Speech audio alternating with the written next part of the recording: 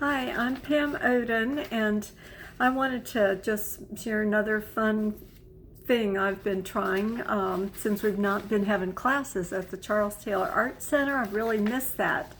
And so I've gotten together and painted with a friend recently, and we used her photograph. Her name is Susan Goodwin, and she gave me permission to use it. It's a Factory Point off of Grandview Beach in Hampton. And so I first decided to try painting this photograph that she took on some Bockingford gray tinted paper. And I wasn't getting the drama that I wanted. And I guess I was thinking about the night challenge that we're doing for Charles Taylor Visual Arts Center. And so I thought, oh gosh, I'm going to switch gears so I can see if I can't do something a little more expressive. And so I got my black gesso, and this is some Liquitex black gesso, and gesso is a polymer base with grounds in it. And so I coated some 300-pound watercolor paper with it. And recently I found that Stonehenge makes a very affordable 300-pound paper. So it's white paper, but I went ahead and coated it with a coat of black gesso. So all of a sudden your white paper turns into a very very intense dark surface. And then I drew with the white crayon, and then I began to use some white gouache mixed in with my watercolors, and this is what I started to come up with. And so I very much was energized by the dark contrast. I love being able to have the black in the sky and also in the rocks. Did a lot of spattering. Enjoyed integrating the colors of the sunrise with the oranges and yellows, and some of the beautiful luminescent grays. I had some iridescent paint too, and so I put that in the mix. So I'm much happier with this expressive means of portraying the sunrise here at Factory Point. So then I got to thinking, okay, that was really fun with my black gesso. What else can I do with that? Thinking back 25 years ago to when I went to Janet Walsh's watercolor workshop, and she actually used black gesso for a background for her rich florals. So I did a painting last week again with another friend, very nonplussed. You know, it was just a very status quo watercolor. And so I got to thinking, what could I do to enrich this floral design? And remembering Janet Walsh's use of black gesso for her backgrounds, and thought, okay, let me give this a try. Let's go back and see if we can enliven this painting. And so here's the result of that. You know, black intensifies color, and so I was looking for a way to push this dull painting a step further and have it become more expressive. So I painted it, the whole thing, in watercolor, and then I took my black gesso, and I've got some here that I'll try to demonstrate on another painting that is halfway done. So let me pour out some black gesso on my surface, and then I'm going to dip my brush into the water and just get it damp, not saturated. We don't want a puddle of black gesso because we want it to remain opaque, so we don't want to add too much water to it. And then here's a still life we started in class, and this is on watercolor paper with some white gesso. So I'm going to start and just outline my subject matter with the black gesso.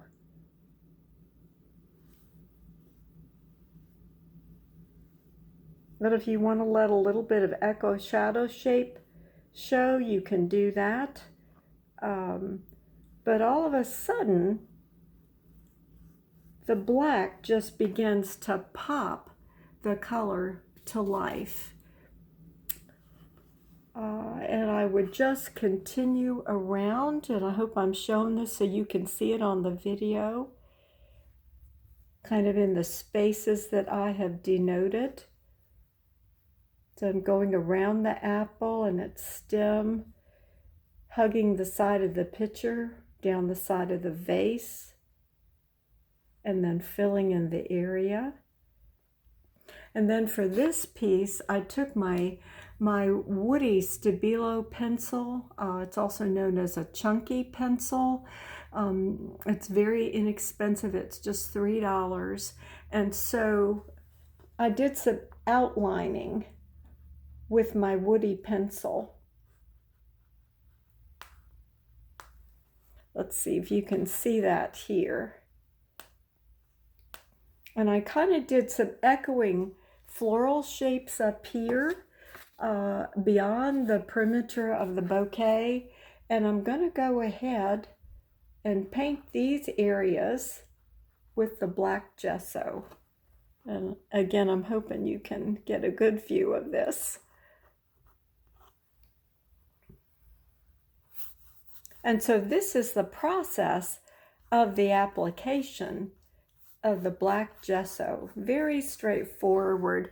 And I would continue that out to the edge on both sides. And then I would go ahead and paint here. I'm thinking designing in thirds.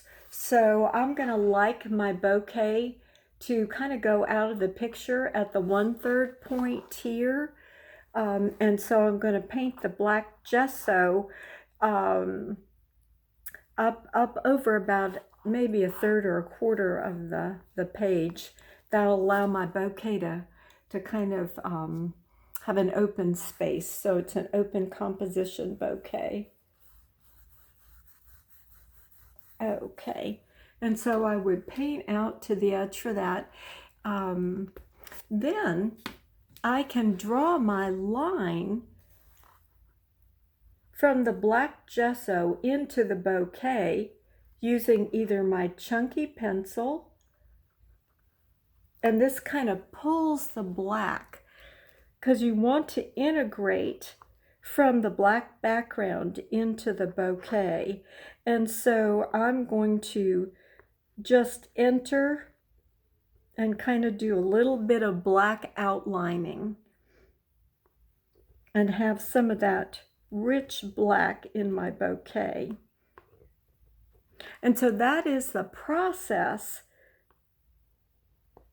by which we can add a solid black opaque background to maybe a painting that's not working quite as well as we would like it to. It adds an exciting new dimension to it. It also gives us a chance to experiment with the art element of line, using the black line. And then I might even crop this painting here. I think that I would likely crop it here, maybe have some of the apple go off the page. And so this is a floral done with black gesso. Now when I was adding line back to this floral here, earlier this year I've been using some India ink to add black line. So I've got Higgins waterproof India ink, and then I found some wooden shish kebab skewers at Food Lion. And so if you dip your skewer in the black ink, and it has a wonderful fine point, then you can draw your line in your bouquet from the outer perimeter of the black into the bouquet. And so for this painting here, to incorporate some black line, I actually used the India ink in my shish kebab skewer. And I felt like this was a little bit more delicate process.